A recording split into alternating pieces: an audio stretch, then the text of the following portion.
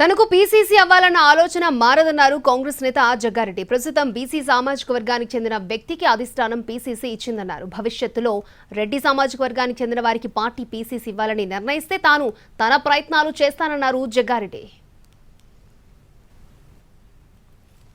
PCC కావాలని అనుకోవాలనుకున్న దాంట్లో నా ఆలోచన, నా అభిప్రాయము ఎప్పుడు చేంజ్ కాదు.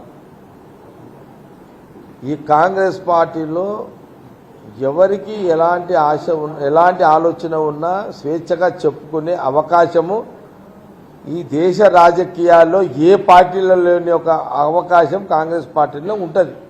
ప్రస్తుతానికి బీసీ సామాజిక వర్గానికి ఇవ్వాలని ఒక ఆలోచనతో మహేష్ కుమార్ గౌడ్ని నిన్న పీసీసీ ప్రెసిడెంట్గా కేసీ వేణుగోపాల్ గారు డిక్లేర్ చేయడం జరిగింది.